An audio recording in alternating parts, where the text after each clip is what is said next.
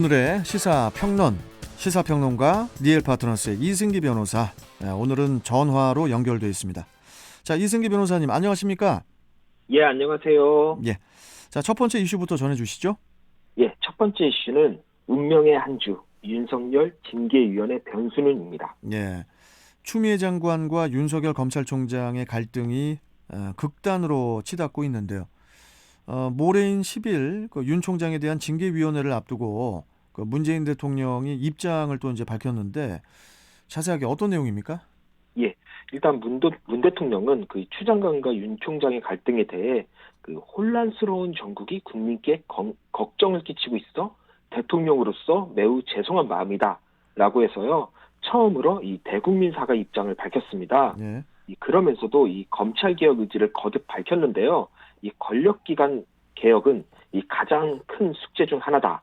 이 검찰이나 국정원과 같은 권력기관의 권한을 분산하고 국민의 기관으로 거듭나도록 개혁 입법을 반드시 통과하고 공수처가 출범되기를 희망한다. 라는 이런 입장을 밝혔습니다. 예. 특히 문 대통령이 이 지금의 혼란이 오래가지 않고 민주주의와 개혁을 위한 마지막 진통이 되기를 간절히 바란다.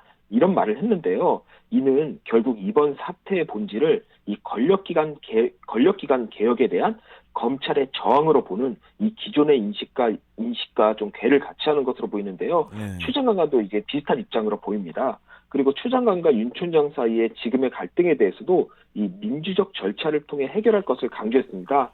이는 곧 이제는 징계위원회라는 이제 법적 절차를 통해 사태 해결의 실마리를 찾겠다. 이런 입장으로 보입니다.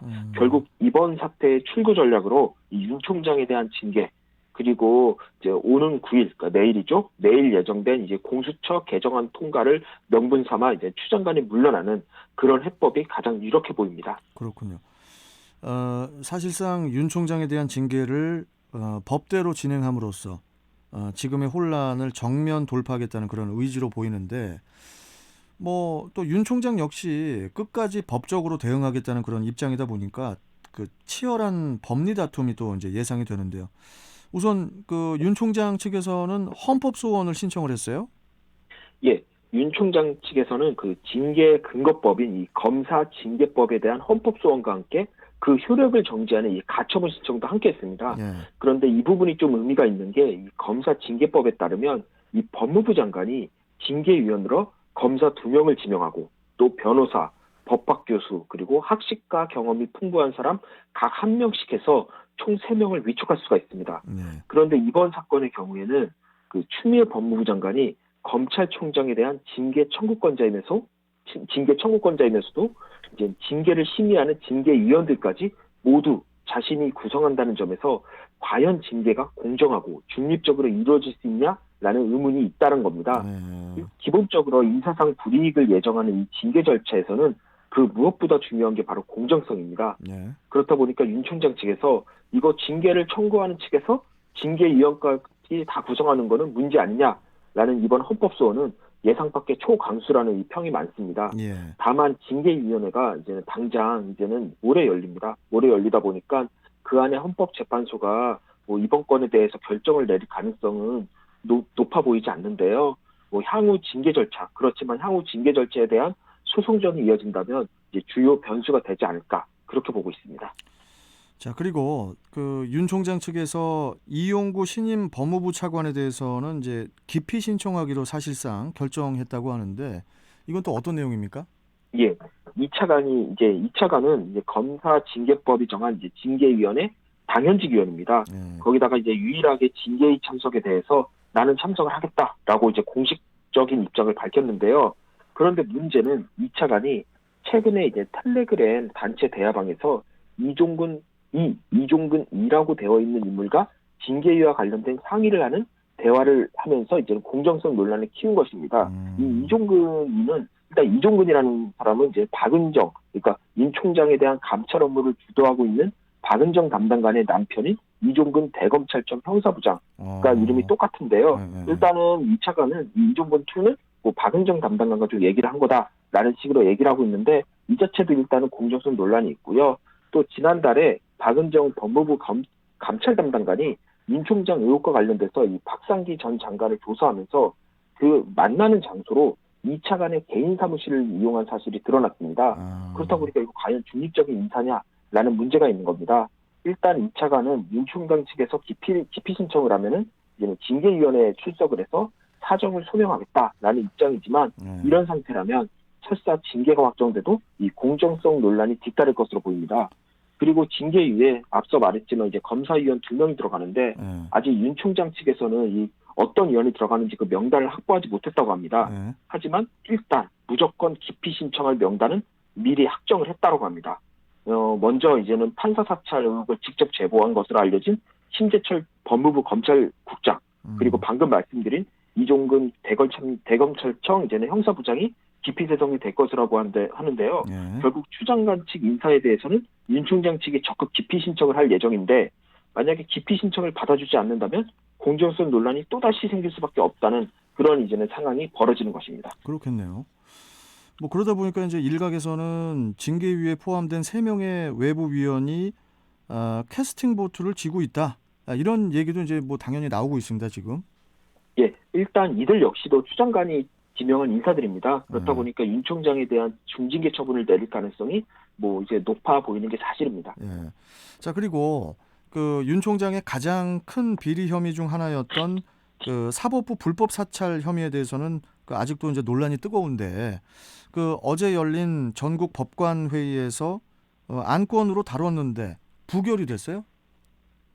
예, 제가 이전에도 말씀드렸듯이 지금까지 나온 그 자료로만 보면은 이거를 이제는 불법 사찰이라고 보기는 좀 어려워 보인다는 말씀 드렸는데요. 예, 예. 일단 이 내용을 보면 인터넷 검색만 해봐도 쉽게 이제는 찾아볼 수 있는 내용들이고 네. 뭐 재판부의 태평을 수집해서 재판에 활용하는 건 이제 공소 유지의 한 방법이다 보니까 그게 그렇게까지 문제가 될 소지는 사실 많지가 않습니다. 다만 이거를 문건으로 만들어뒀다는 점에서 이제 재판부 입장에서는 상당히 불쾌할 수 있는 것이지 뭐 그렇다고 해서 그게 곧 불법은 아닌 거고요. 근데 그런데 어제 예, 전국 예. 법관 회의에서도 이 부분이 안건으로 올랐는데 예, 예. 결론은 이 법원이 의견을 내면 정치적으로 이용될 수 있다.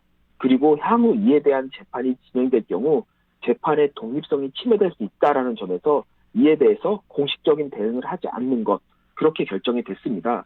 특히 민주당의 그 김남국 의원이 이번 문건을 두고 이 판사들이나 판사 출신 변호사들이 여론전을 벌여야 한다라는 이야기를 해 이 집단 행동을 유도했다라는 주장이 제기되고 있는데요. 이 부분도 법원으로서는 부담이 됐을 것으로 보입니다.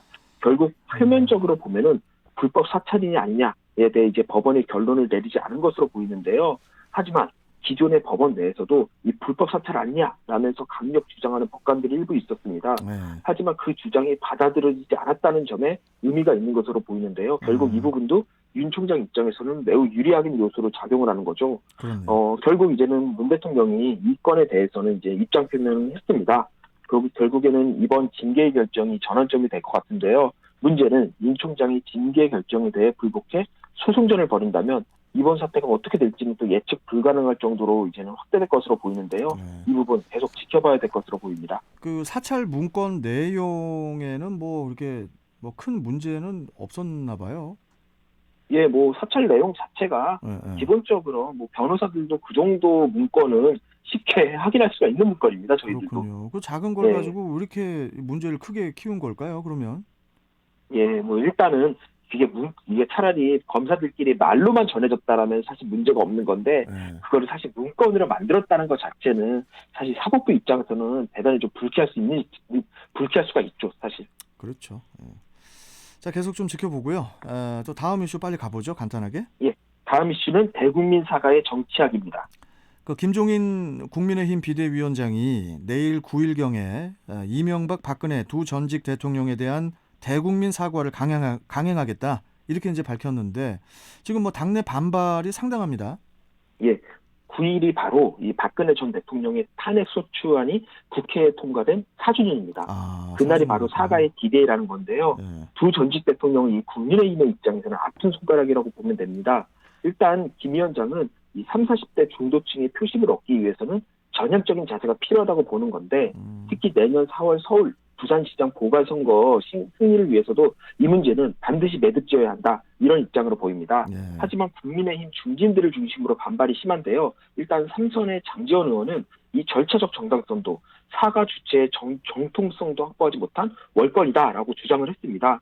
일단 대국민 사과 여부를 의원들과 당원들이 함께 결정한 것이 아니라 김 위원장의 독자적인 판단을 결정했다는 겁니다. 그리고 원내대변인의 이 배현진 의원도 공개적으로 반대 의사를 드러냈는데요. 특히 김 위원장이 2016년에 민주당의 이제는 선거대책위원장을 맡으면서 20대 총선에서 민주당을 제1당으로 만들었던 과거를 지적했습니다. 그러면서 이 뜬금 사과를 하겠다면 먼저 문재인 정부의 탄생 그 자체부터 사과해 주는 게 맞지 않냐라는 식으로 이제는 노골적으로 이제는 반발을 했는데요. 일단 김 위원장은 사과를 못하게 하면 내가 왜 여기 있냐 라면서 배수진을 치고 있습니다. 그런데 문제는 이 당내 반발이 수습되지도 않은 상태에서 사과한다면 과연 우리 국민 중 누가 그 사과를 진정성 있게 받아줄지 그게 더 의문입니다. 그런 의미에서 이번 사과 논란은 사과는 하지만 누구도 받아주지 않는 공허한 메아리가 되지 않을까 하는 그런 우려가 앞섭니다. 아이고 참 그나저나 이 국민의힘의 당내 갈등도 초윤 못지 않아 보입니다. 예, 맞습니다. 자, 오늘 말씀 여기까지 듣겠습니다. 고맙습니다. 예, 감사합니다. 네. 자, 리얼 파트너스의 이승기 변호사와 함께했습니다. 자, 이제 날씨